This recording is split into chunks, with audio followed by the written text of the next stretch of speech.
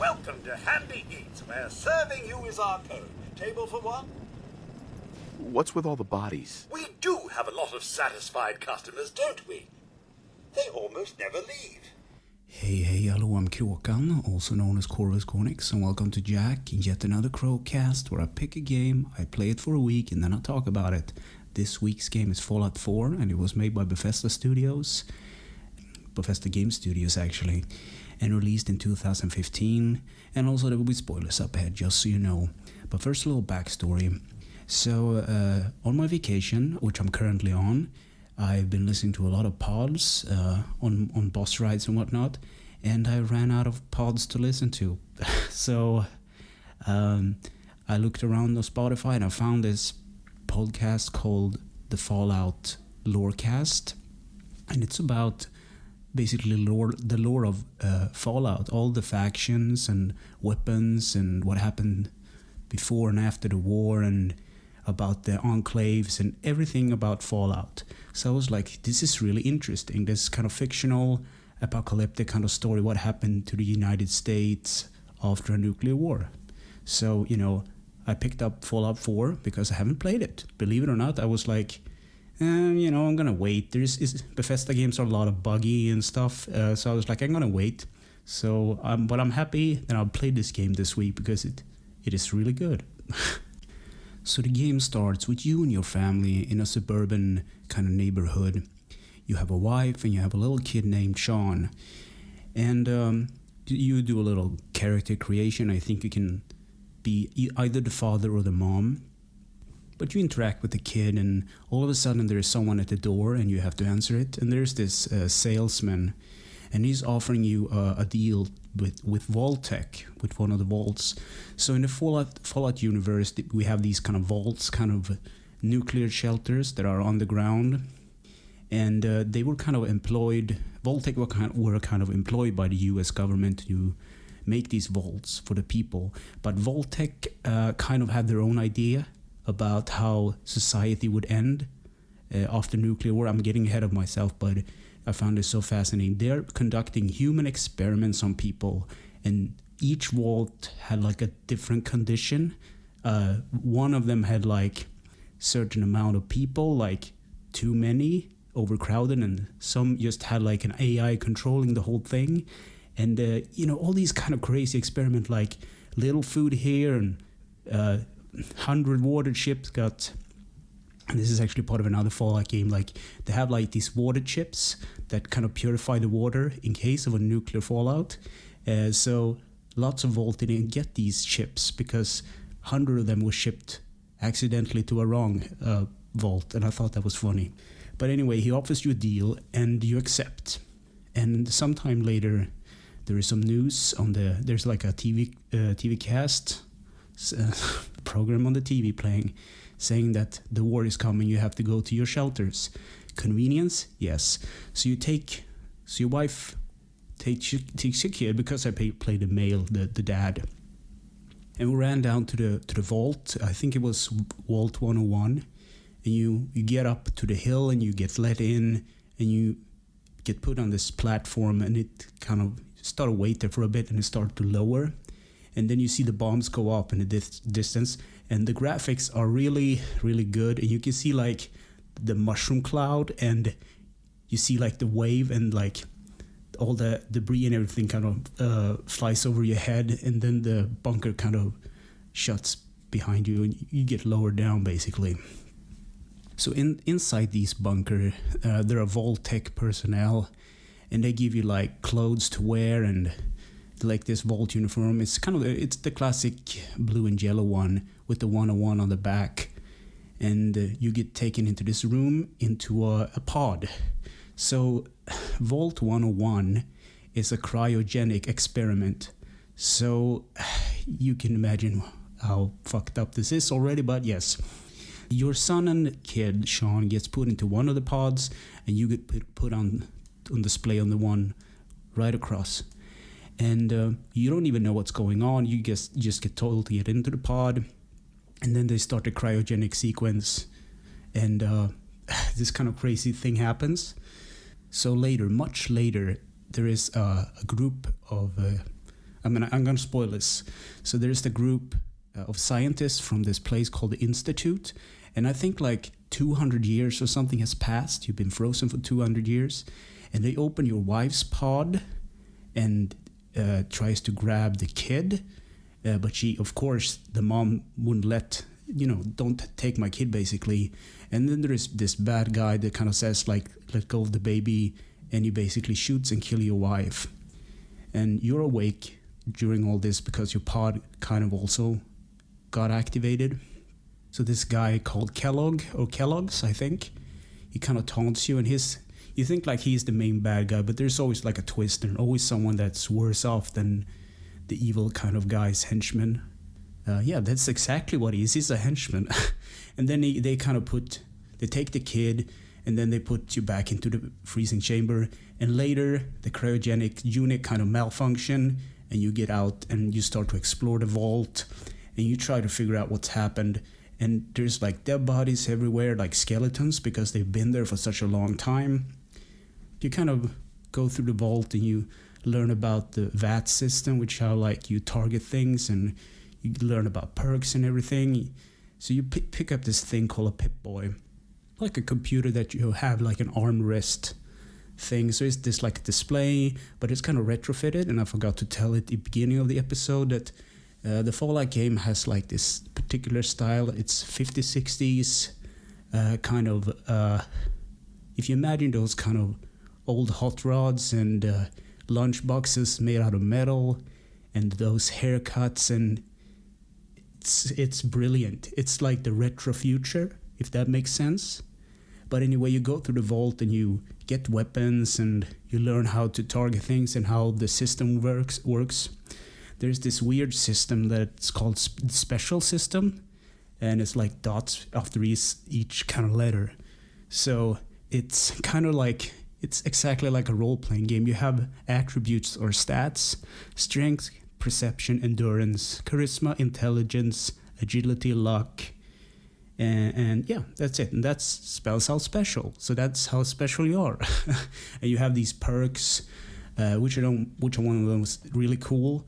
It's called the Mysterious Stranger, and when you use the VATS, and sometimes I think it's like a 4 to 10%, this strange guy in a yellow kind of trench coat and yellow hat appears with a magnum gun, and he shoots, and there's this kind of tune that plays a mysterious tone, and he shoots the guys you were targeting. They die, and he disappears. Like, who is this mysterious stranger? And I thought that was really interesting. It's like this weird kind of character. But anyway, I'm getting ahead of myself, but I really like the whole setting and everything about this game. So eventually you get out in the open, out of the vault, and you come across this little settlement called Sanctuary. It's this little town where you actually started the game. But now everything is overgrown and the houses have been destroyed and there's radiation. But not like... I think if you go into the water, you kind of get radiated. And it's also part of the system. You get radiated, and that brings down your health. So the more radiated you get, the worse things get for you, because you can't regenerate like life. So you have these kind of items that you pick up called Rad Away, or like Radiation Away. And there are all these pills you can take to like reduce the effect of radiation. And there's a lot of things, and it's a role-playing game, and you pick up stuff and you sell stuff. And one of the other things about this game is that the currency of money is gone because the government is no more. So the people of the Commonwealth, that's the name of the wasteland, they decided that bottle caps, like those you get from bottles, bottle caps, are the currency. Old money is just paper, so caps are more thing. And I thought that was funny. But anyway, you can trade things and stuff. But you go through Sanctuary looking for Sean and your wife. That's basically what the main quest of this game is. You're trying to find your wife. Oh no, not your wife, she died, I'm sorry, but Sean, the kid. So you go through Sanctuary and you find your own old house, and you talk to your house bot called Cogsworth, maybe, I don't know. And he's up and running still, but he's rusty and beaten up, and the whole area is full of like these kind of mutated creatures and stuff. So you kind of explore the area, and you go down to there's like a gas station, and it has a workshop and everything. And I think Codsworth kind of points you in the general direction of like Diamond City, and that's where you needed to head. So go down the road, and I found a dog.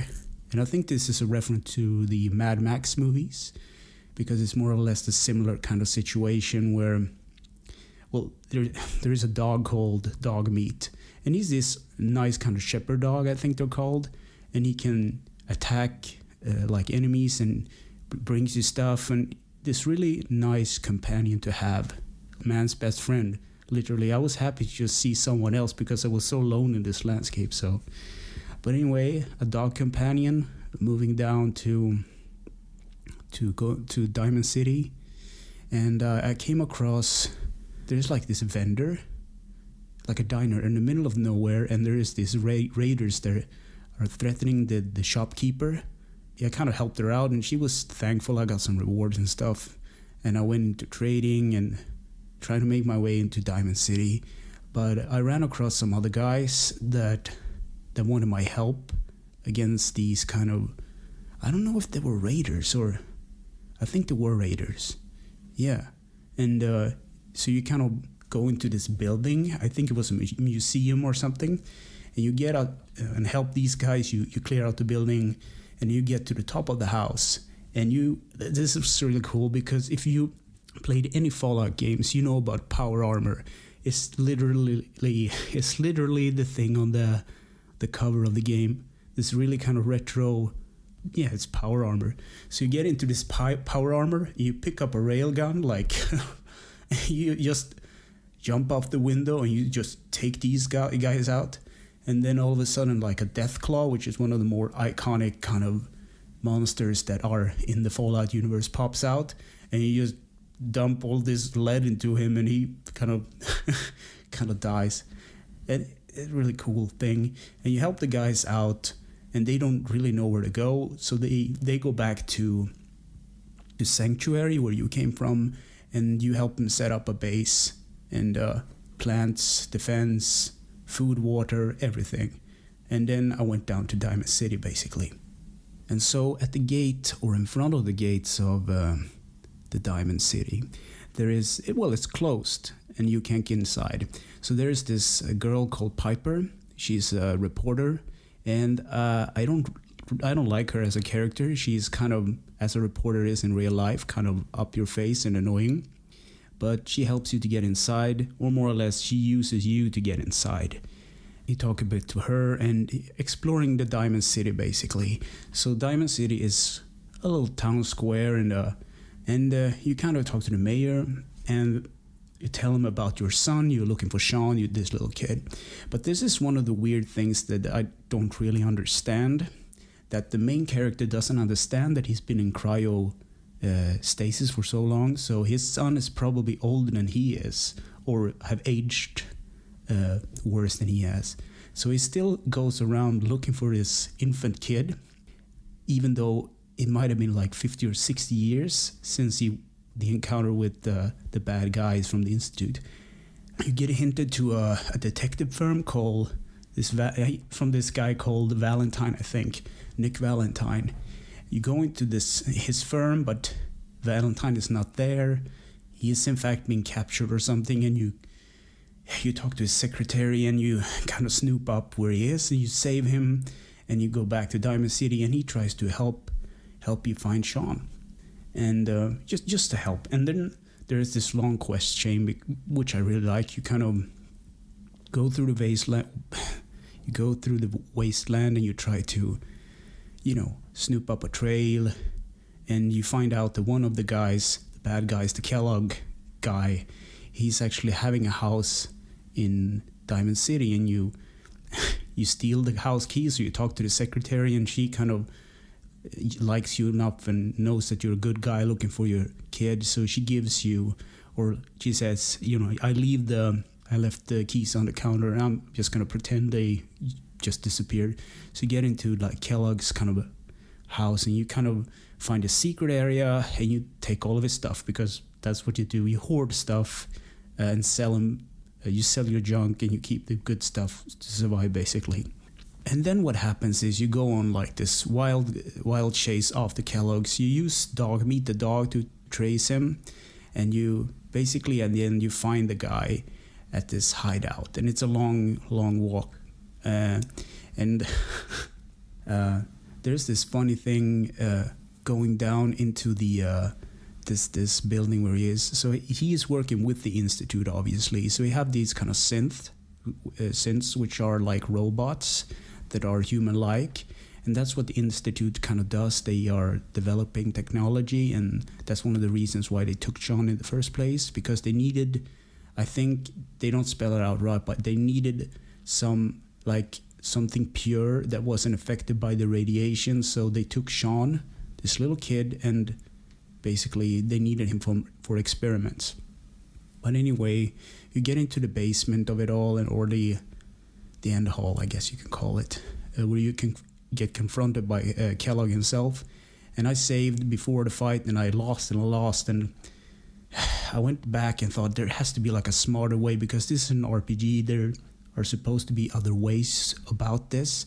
So I went through and I found this a lunchbox or a toolbox in one of the kind of back areas, and it had the code for the armory.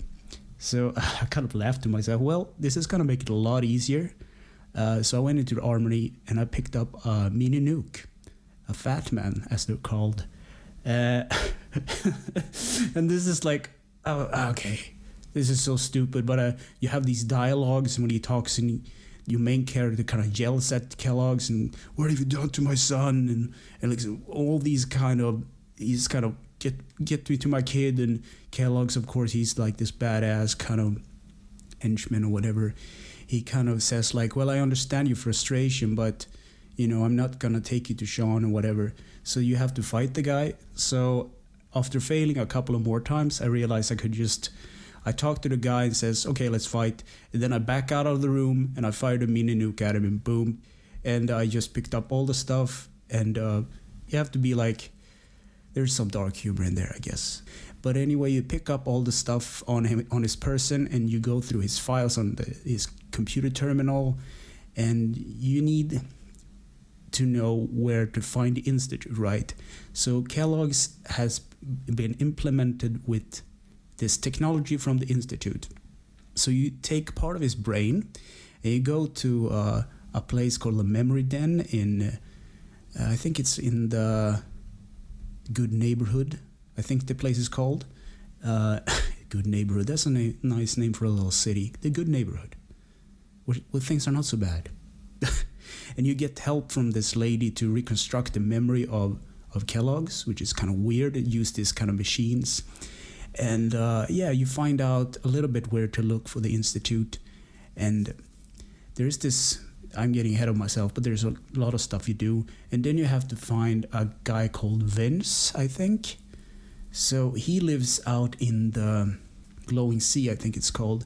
And it's basically off the map, and it's radiation, and nothing is there except for horrid mutated creatures. And you run out into this wasteland.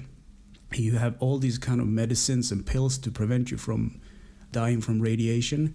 So I damaged my power armor. So power armor is actually really good in this case, if I had one, because it actually absorbs a lot of radiation, if all of it, I don't know. But it was broken due to my fight with the Death Claw, and I had to run out in the waste with all the radiation and stuff. And I thought I was kind of like, just make it there, and I can fast travel back, so I don't have to. And I have there's this really funny scene. There is like these worshippers. They believe in a god or something called Adam. I don't know why. And they're middle out in this crater where supposedly one of the nukes kind of detonated.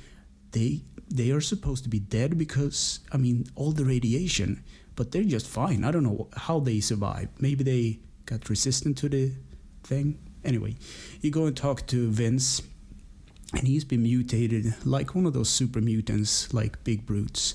But you talk to him, and he directs you to, because he is like one of the guys that were associated with the institute, but he kind of was how do you say, like a dropout. So you get instructions on how to find one of those synths, because there is no really a physical way to get into the institute, because the synths are the only ones that actually can pass in and out, because they have like these teleporter technology, and this blew my mind. But you have to look for a particular deadly kind of synth that they send out on these kind of hunting missions. Vince kind of tell you that you have to use your Pip-Boy and use the radio use it for a specific frequency, and then you can track them down. And this was a really hard fight, because I ran into these raiders. I think they were raiders, and they were trying to take out the synth guy. So first they have to take out like 40 or 50 guys with laser guns, and just laser guns, and they pulverized me hundreds of times. But anyway, I took care of those guys, and then I have to take care of the synth guy, and he wasn't really that bad. I don't know why. Maybe I was just lucky and landed a lot of critical hits. But you take his chip and everything. You say you can save this other kind of synth that the bad synth was going for, like a prototype. So there are a bunch of choices. I don't really know. And then I went back to the Golden City. That's funny, and talked to the girl at the memory den. But she can't help me. I had to find someone else to kind of, do it, because she only deals with memories, not actually that kind of technology. So you need to find another person that has dealt with the institution before. But anyway, I'm not going to spoil anything more than you're looking for Sean. But it's kind of a plot twist at the end. So I found out the hard way. I looked at YouTube just because I wanted some beginner hints, and they kind of spoiled it right out the bag. I was like, no. Okay, now I know the end. So gameplay. This is an RPG, so you have RPG elements, you have the special system as I talked about before, strength, perception, endurance, charisma, intelligence, agility, and luck. And those stats are backed up by perks, and perks are like toughness, or you're better, or you can do more damage with guns and stuff, or you're good to hand, or there's this other funny perks like lead belly, which makes you able to eat like radiated food without taking radiation damage. So there's this whole kind of RPG aspect system, and then you can fire your gun like normal, or you can use the VAT system. It's a selective system that slows down time, and you can target specific body parts, and it's useful in some cases, and in other cases it's not so controlled.